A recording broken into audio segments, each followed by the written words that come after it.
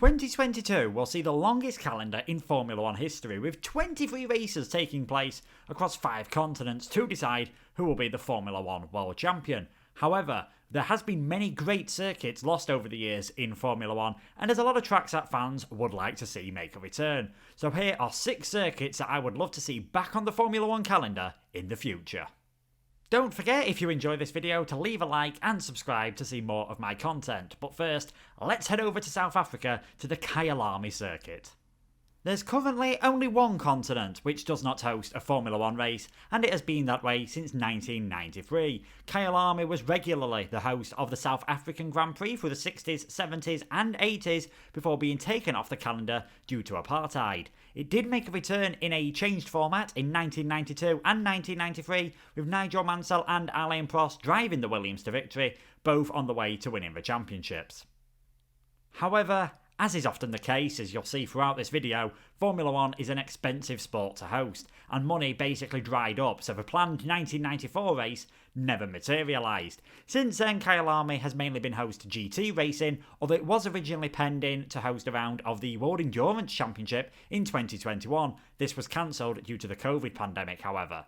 But there has been rumours that the FIA are in talks with the South African government about bringing Formula 1 back to Kyalami, and I would definitely love to see it truly making the sport a world championship.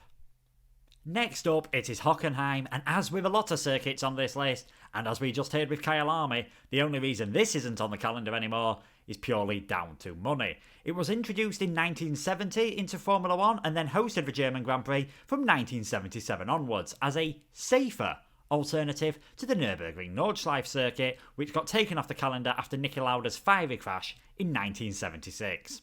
The original Hockenheim circuit used in Formula 1 was a fast blast through the forest, an extremely unique circuit, and was the second longest on the calendar, beaten only by Spa for many years. However, it was decided after the 2001 race that something needed to change. The track wasn't particularly safe due to the high-speed nature. There were security concerns as well. In 2000, a disgruntled Mercedes employee managed to get onto the circuit as cars were driving past him, doing well over 200 miles per hour, and for the fans, it wasn't the best experience. Most of the overtaking action took place in the forest, away from the spectator area, so it was redesigned and shortened ahead of the 2002 race. This new layout wasn't universally loved by fans, drivers or team principals, but over the years people genuinely agreed that it wasn't actually too bad and could produce some fantastic action, and there was always that risk of getting some rain. Just look at the 2018 and especially the 2019 races, where so many cars found it tricky in the greasy conditions. And with 2 of the most successful drivers in Formula 1 history being German, surely it would be nice to at least get the German Grand Prix back once more. The third track I'd like to see back is Indianapolis Motor Speedway. Now, I know America has already got 2 Formula 1 races this season, and there's already rumours going around about getting the third, but if they are going to add an extra one, why not add it on a purpose-built circuit rather than another street track? Now, the Indy 500 did used to be a Formula 1 World Championship round, from its inception in 1950 through to 1960. Most F1 drivers and teams didn't bother turning up to these events though, and they were exclusively won by Americans. F1 did return to IMS in 2000 on a purpose-built road circuit, and the track had a crucial part to play in the 2000 and 2003 World Championships, Michael Schumacher claiming victory on both occasions, giving him a big hand towards winning the title in those 2 years. However, the track was not without its controversial moments. In 2002, Michael Schumacher tried to stage a dead heat with his teammate Rubens Barrichello, the Brazilian claiming victory in the end by 11 thousandths of a second, the second closest finish in Formula 1 history. And then of course, there was the 2005 race. The track had been resurfaced since the 2004 round, and a new rule in Formula 1 meant no tyre changes were allowed during the race. The Michelin tyres, which were used by 7 of the 10 teams, could not cope with the combination of the high loads of the banking and the new surface, and Ralf Schumacher had a spectacular tyre failure in practice, pitching him into the wall in an almost identical spot to where he had had an accident 12 months earlier, breaking his back in that one in 2004. It became clear that the Michelin runners would need 4, maybe 5 pit stops, maybe even more, to get through the race safely.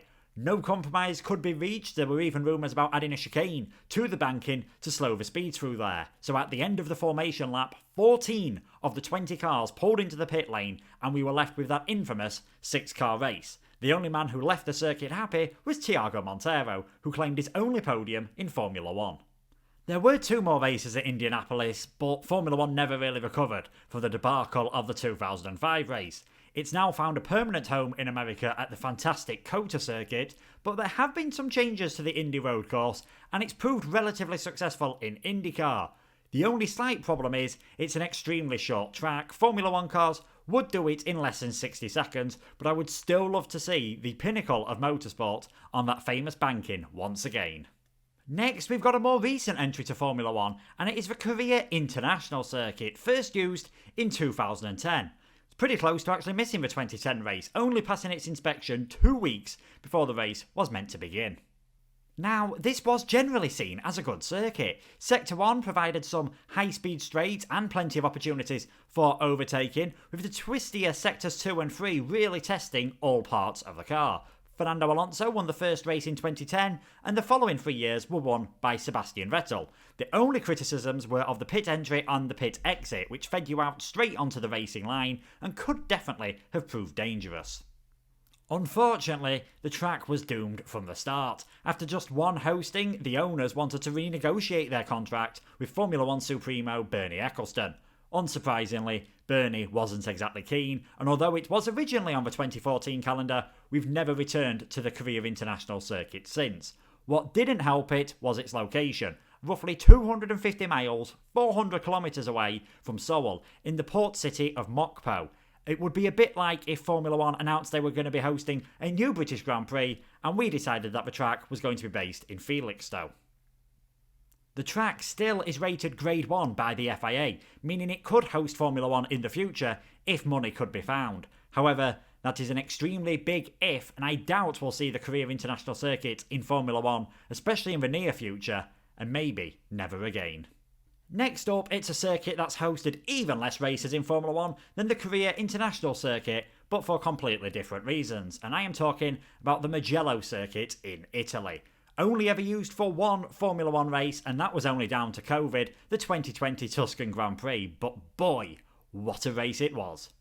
The fast-flowing circuit provided some real challenges for the drivers, but its layout, with the dirty air of Formula 1, meant there was only really one overtaking opportunity, and that was using the DRS down into Turn 1. It had previously been used for Formula 1 testing, and in 2012 Mark Webber said he'd rather do 10 laps around Mugello than 1,000 laps around circuits such as Abu Dhabi. It would be great to see this track return in the future, however, a bit like we mentioned with Indianapolis, there's already 2 other races in Italy at Monza and Imola, and I can't see them going off the calendar anytime soon.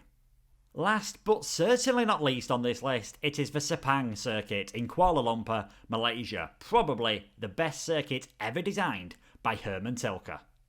The Safang Circuit made its debut in 1999 and stayed on the calendar until 2017, where, surprise surprise, money issues and declining ticket sales meant we lost it off the calendar.